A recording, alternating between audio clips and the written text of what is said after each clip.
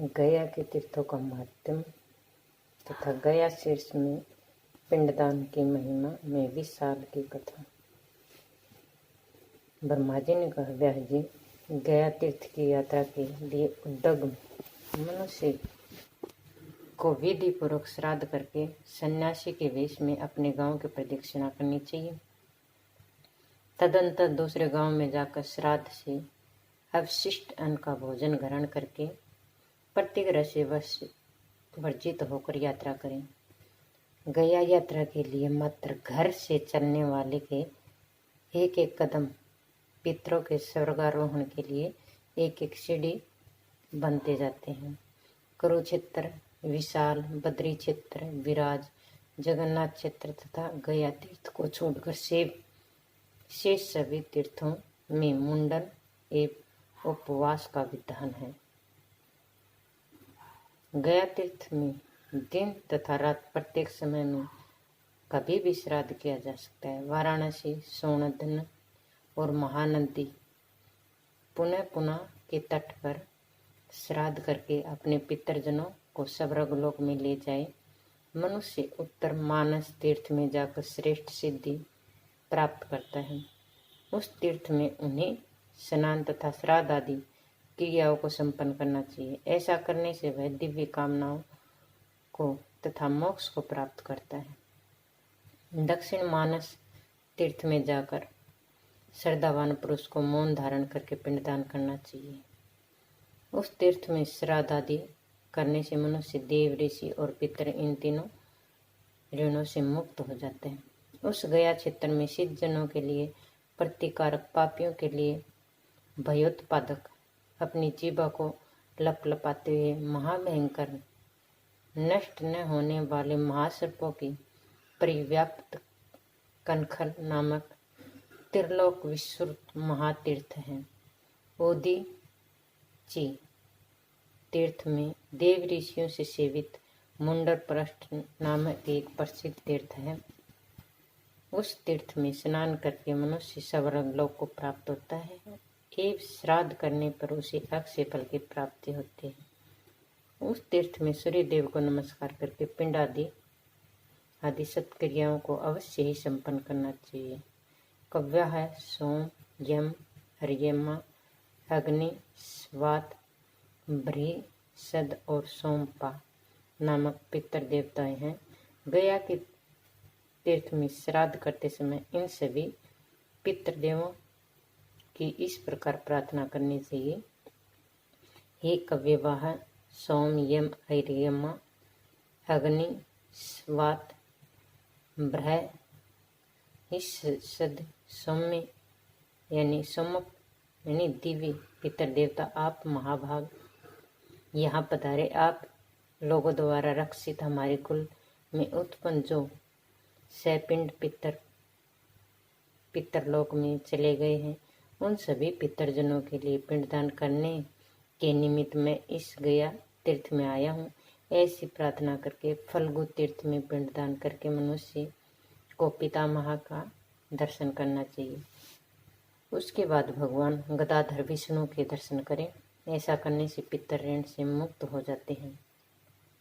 फल्गु तीर्थ में स्नान करके जो मनुष्य भगवान गदाधर का दर्शन करता है, वह अपना को उद्धार करता है। साथ ही वह अपने कुल के 10 पूर्व पुरुष और 10 पदावर्ती पुरुष पर्यंत 21 पीढ़ियों का उद्धार कर देता है।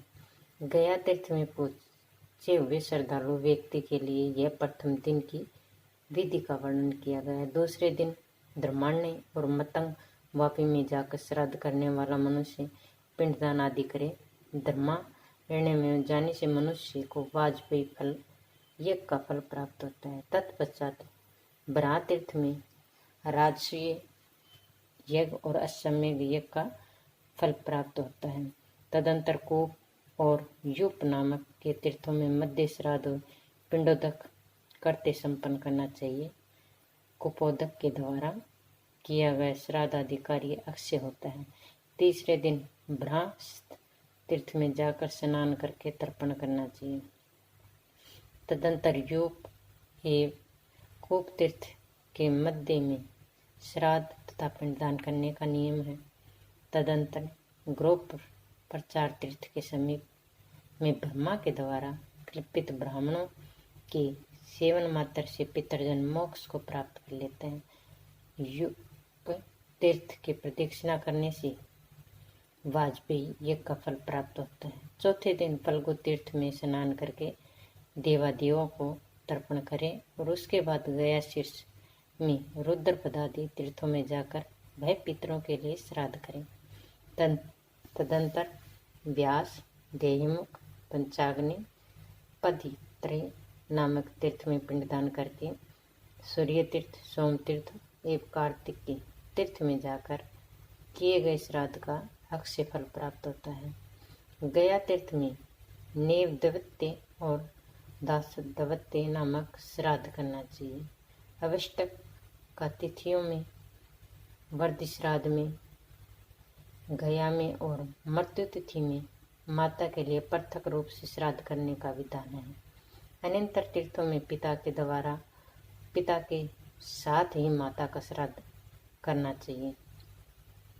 दशा मेघ तीर्थ में स्नान करके पितामह के दर्शन कर यदि मनुष्य रुद्रपाद का स्पर्श करता है तो वह पुनः इस लोक में नहीं आता। वित्त परिपूर्ण समृग पृथ्वी की 3 बार दान करने से जो फल मिलता है वह फल गया तीर्थ में श्राद्ध करने से प्राप्त हो जाता है। इस गया तीर्थ में समी पत्र प्रमाण के बराबर पिंडदान करना चाहिए। इसे पितृगण देव को प्राप्त हो जाते हैं। इस कार्य में विचार करने की आवश्यकता नहीं। भगवान शिव के मूड पृष्ठ तीर्थ पर अपना चरण रखा था। उस तीर्थ में अल्प मात्र तपस्या से ही मनुष्य महान पुण्य को प्राप्त कर लेता है। जो व्यक्ति गया शीर्ष तीर्थ में नामोच्चार के साथ जिन पितरों का पिंडदान करता है उसके नरक लोक में निवास करने वाले पितरजन स्वर्ग लोक और स्वर्ग में रहने वाले पितरों को मोक्ष की प्राप्ति होती है।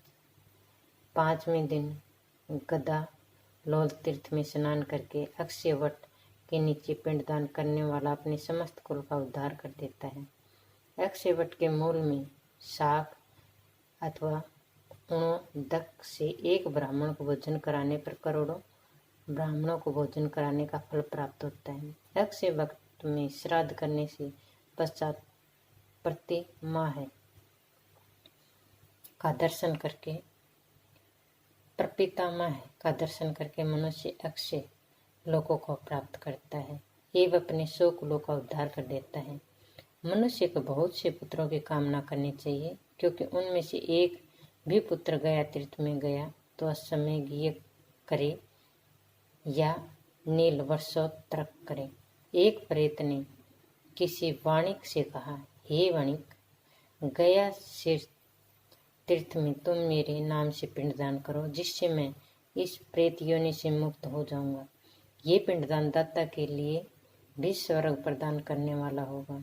ऐसा सुनकर वणिक ने गया तीर्थ में उस प्रेतराज के लिए पिंडदान किया। तदंतर अपने छोटे भाइयों के साथ उसने अपने पितृजनों के भी पिंडदान किए।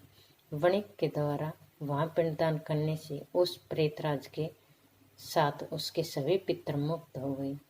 पिंडदान करने वाला वह विशाल वणिक पुत्रवान हो गया। मृत्यु के पश्चात उसी विशाला ने राजपुत्र के रूप में जन्म लिया। उसने ब्राह्मणों से कहा, मुझे किस प्रकार के सत्कर्मों को करने से पुत्र की प्राप्ति हो सकती है। ब्राह्मणों ने विशाल नामक राजपुत्र से कहा, गया तीर्थ में पिंडदान करने से आपकी सभी मनोकामनाएं पूर्ण हो सकती हैं। तदंतर विशाल ने गया शीर्ष तीर्थ में जाकर पिंडदान किया। उनके पुण्य से वह पुत्रमान होगा। एक दिन उसने आकाश में श्वेत रक्त और कर्षण वाले पुरुषों को देखा। उन लोगों के देखकर उसने पूछा, तुम कौन हो, कहाँ से आए हो। उसके वे श्वेत वर्ण वाले पुरुषों ने विशाल से कहा, श्वेत वर्ण वालों ने, मैं तुम्हारा पिता हूँ। तुम्हारे द्वारा किए गए पिंडदान से पुण्य लाभ से मैंने शुभ इंद्रलोक को प्राप्त किया। हे पुत्र, ये जो रक्त वर्ण वाले पुरुष दिखाई दे रहे हैं मेरे पिता हैं। ये बराह हत्या करने वाले तथा अन्य महापापों से युक्त थे। ये कृष्ण वर्ण वाले तेरे पितामह हैं। इनको अपने जीवन काल में अनेक ऋषियों का वध किया, अतः इन लोगों की अविची नामक नरक प्राप्त हुए, किंतु तुम्हारे द्वारा प्रदत्त पिंडदान से हम सभी पाप विमुक्त हो गए। अब हम लोग उत्तम स्वर्गलोक में जा रहे हैं। ये सुनकर करते करते होकर विशाल नगरी में राज्य करके वह विशाल स्वर्गलोक में चला गया। गया तीर्थ में पिंडदान करने से निम्न मंत्रों का पाठ करना चाहिए। इस भाव से यह है कि हमारे कुल में जो पितर पिंडदान एवं जल तर्पण क्रिया से वंचित रहे हैं, जो चूड़ाक्रम संस्कार विहीन है, जो गर्भ से निकले हुए हैं, गर्भपात के कारण मृत्यु हो गई है, जिसका अग्निदाह और अन्य अंतिम क्रिया संस्कार नहीं हुआ है, अग्नि में जलकर जिसकी मृत्यु हुई है, जो दूसरे पितृगण है, वे भूमि में मेरे द्वारा दिए गए पिंडदान से तृप्त हों और तृप्त होकर परम गति को प्राप्त करें। पिता, पितामह, प्रपितामह, माता, पितामही, प्रपितामही, मातामह, प्रमातामह, वर्ध प्रमातामह, मातामही, प्रमातामही, वर्ध प्रमातामही और अन्य पितृजनों को मेरे द्वारा दिया गया ये पिंड अक्षय होकर उन्हें प्राप्त हो।